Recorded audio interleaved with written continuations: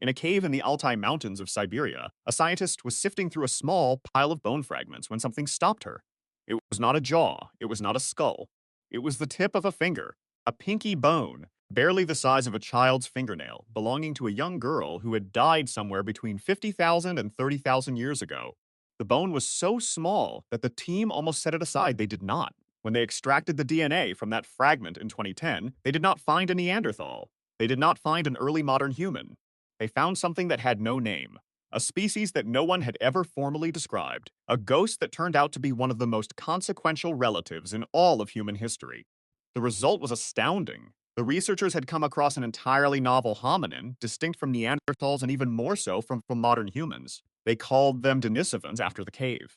And for a decade afterward, those few fragments of finger and tooth were essentially all we had. No skull, no face, no skeleton. Just a genetic signal floating inside the DNA of the living, pointing to a population that had vanished from the physical record almost entirely. That is changing now. And what ancient DNA is telling us about who the Denisovans were, where they went, and what they left behind inside us is one of the most remarkable stories in all of science. This is the story of the lost human who interbred with your ancestors. Around 600,000 years ago, a group of early humans in Africa diverged from the ancestors of modern humans. Members of that group eventually left Africa, with some moving west to become Neanderthals in Europe, and others spreading east across Asia to become Denisovans.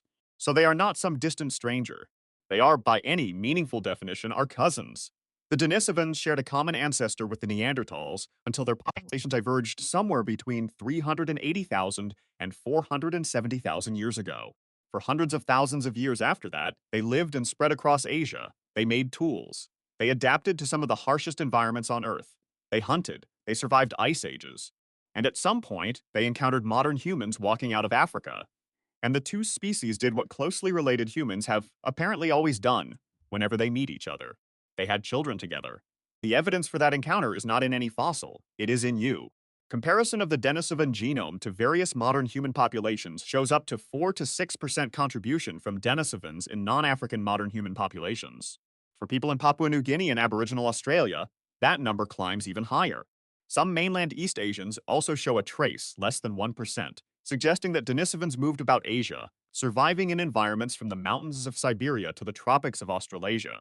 But the most dramatic piece of evidence for what that interbreeding actually did for us came not from a genome database, but from a mountain.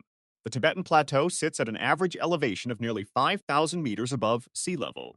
At that altitude, the air holds roughly 40% less oxygen than at sea level. Most people who travel there become dangerously ill within days.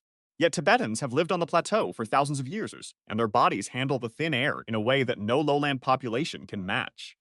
For years, scientists could not explain it. The genetic signature they found in Tibetans did not match any other human population on Earth. Then they compared it to the Denisovans. The EPAS1 gene in Tibetan individuals has an unusual haplotype structure that can only be convincingly explained by introgression of DNA from Denisovan or Denisovan-related individuals into humans. The haplotype is found only in Denisovans and Tibetans. In other words, Tibetans can breathe at the top of the world because their ancestors interbred with a species that had already spent hundreds of thousands of years adapting to extreme altitude in Asia. The Denisovans had solved the problem first, and then, through interbreeding, they passed the solution on. Multiple interbreeding events with distinct Denisovan populations helped shape traits like high-altitude survival in Tibetans, cold weather adaptation in Inuits, and enhanced immunity. Their influence spanned from Siberia to South America. This is not a footnote in human evolution. This is a core mechanism of it. Modern humans did not conquer the world simply because they were smarter or more numerous.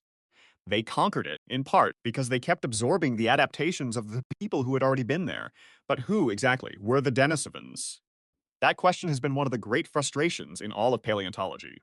A species known almost entirely from a fragment of finger, and a few teeth has no face, no body, no story.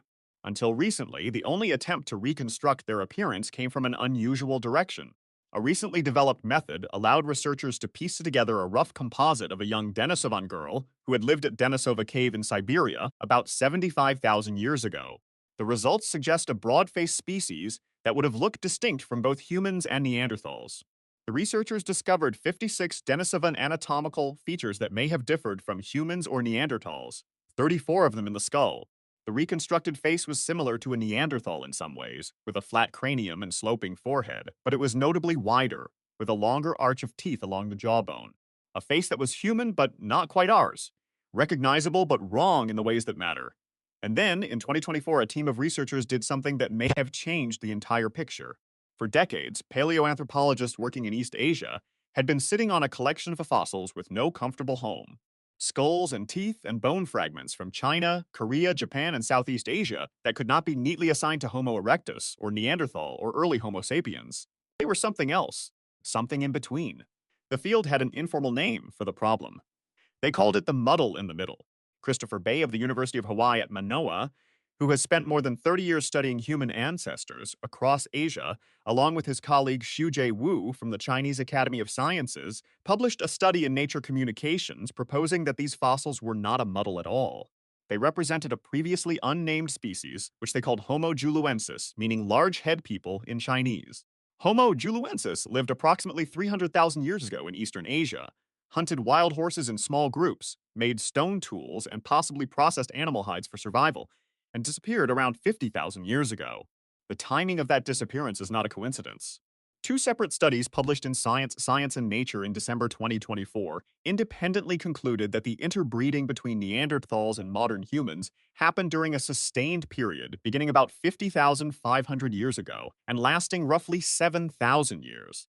The same window that saw the Neanderthals begin to vanish is the same window in which Homo juluensis disappears from the fossil record. They were not simply wiped out, they were absorbed. Bay and Wu proposed a connection between Homo juluensis and Denisovans, suggesting that fossils previously assigned to the Denisovans, including remains from Tibet, Taiwan, and Laos, could also belong to Homo juluensis. The hypothesis is based on similarities in jaw and teeth structures across those regions. In other words, the Denisovan DNA we have been finding in the genomes of living people across Asia, the gene that lets Tibetans breathe at altitude, the immunity variants found in populations from the Pacific to the Arctic, those traces may all lead back not just to a pinky bone in a Siberian cave, but to a physically recognizable species. A species with a face. A species with a name. A species whose bones have been sitting in museum drawers across East Asia for decades, waiting for someone to realize what they were looking at.